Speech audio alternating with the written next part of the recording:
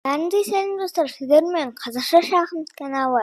Өткенде мен сіздерге топ 3 ең мықты ловушкалар туралы айтқан болатынмын. Ал енді сол топ 3 ең мықты ловушканы 3 местаға қойдым. Бірақ та неге қойғанымды бүгін түсіндіретін боламын. Себебі кейбір ловушкаларда 3-ші орын қалды. Себебін қазір біз жарыста көреміз.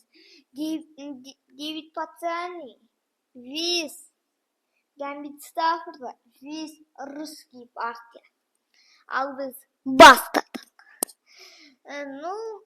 Бұл жолы русский партиядан бастайық.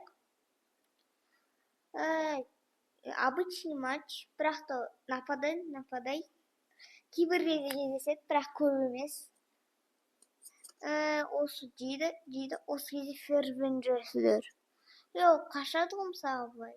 Ферзін саласыздар. Немесе ладьясын туасыздар. Былай қашады, тура соны орындаysыздар. Сонымен қалай қашады, былай істесе, просто сөйтіп орындайсыздар да шах бересіздер. Отличный, не? Бірақ та бір минус бар, потому что көбінесе осы моментті алайықшы, осы кезде көбінесе қорғайды. Русский партия аз кездеседі. Сол үшін минус бар. Орташада русский партия. Ал енді бірақ та ловушка өзі жақсы, бірақ та көп солай ойнамайды. Енді біз Гамбит Стаффордаға өтетін боламыз. Гамбит Стаффорда қараларған ақтар жүреді. Бағанасына ұқсайды, русский партия. Осы кезде тура солай жүреміз, бірақ та біз, потому что осы кезде жейді, біз жемейміз. Біз атпен нападать. Көбінесе жейді, потому что бізде позиция невыгодно болады. Олар қорғайды, және де слонына жол ашады. Біз слонды просто шығарамыз. Дамы береміз. Олар связка ойын, оттым, мықтымын деп ойлап отырады. Біз жесткий ловушканы көрсетемізді білмейді ғой себебі. Жейміз. Олар тегін ферзь деп жейді. Осы кезде самый қызық. Шах қаша алмайды жүреді. Мат. Осындай қарсыласты алдап кетіп мат қойға болады. Ал сіздер спросить етулеріңізге болады. Ал біз осы кезде 10 жесекше. Сізге шах береді, жеген соң болды болады. Ал егер сіз айтасыз, мен жемеймін, онда шах беріп мәжбүрлейді сізді. И сосын сіз жеген соң сіздің ферзіңіз минус. И потом сізге былай да мат қояды. И себебі сізде ферзь жоқ. Гамбит Стаффордаға айтайын сіздерге. Өте жақсы. Бірақ та ол орташадан жоғары кездеседі, бірақ та көпке кішкене ғана жетпейді, бірақ орташадан жоғары кездеседі. Енді келесі Дэвид Пацани. Итальян партиясына ұқсайды, бірақ та осы кезде жүреміз, нападайды. Жейді, тегін пешканы кім жемейді, енді айтыңыздар. Қашады. Осы кезде қател ход бар. Осылай жүрмеу керек. Себебі осылай жүрген соң сізде шах қорғанасыз. Одан кейін жейді, сіз жейсіз. Шах қорғанады, жейді, жейсіз.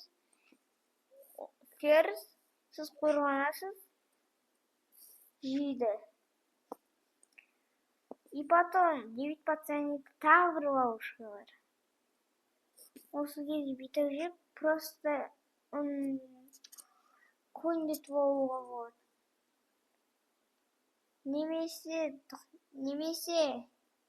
осы кезде олар кейде осылай жүрмейді, былайғы осы кезде біз жейміз. Жоқ, тоқсанды. Біз жейміз мынаны. Олар жейді. Двойной удар, и он неправильная позиция, рокировкадан айырылған, жеңу изи. Короче, ұтып аласыздар ғой. И конь плюс, олар рокировка жасамайды. Король ашық жерде. Өте оңай позиция деп ойлаймын ұтылуға. Новичокта табады бірақ енді. Ары қарай өзіңіздің біліміңізді қосып дегенде ұтып кетесіз ғой. Выигрышный позиция, мен сізді ары қарай қалай ұту керегін айтпаймын, потому что мына жақта ұта алмасаңыз, сіз шахматқа вообще келмей-ақ қоюыңыз керек.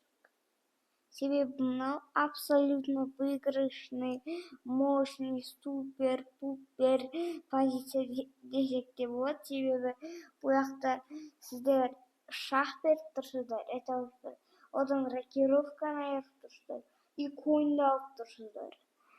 Плюс қой бұл. Және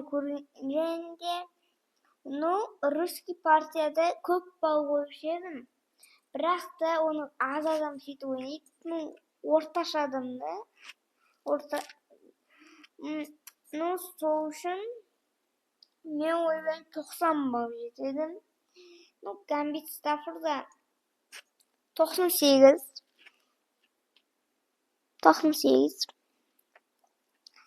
Ал Дэвид Пацани на все 100.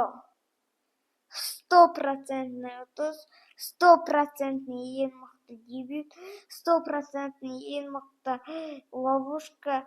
Және де қарсылас егерде гроссмейстерлер бірінші разряд, екінші разряд болмаса, 5-4-3-ке сіздер ұтуға шанс бар. 3-ке аз ұтуға шанс, бірақ та бар шанс. Где-то 1%. Және де көргендеріңізге рахмет. Сіздермен болған қазақша шахмат каналы. Менің каналыма келіп, шахматтың ең мықты ловушкасы деген видеоны қарап кеттіңіз. Сонда бұл ловушкалармен де танысасыздар. Жақсы, бұл сайыста бізден мықты көп ловушка барынан да, өте мықты стратегиямен жасалатынында да, мықты және ақылмен ойналатын ловушка болып, бізде Дэвид Пацани ғана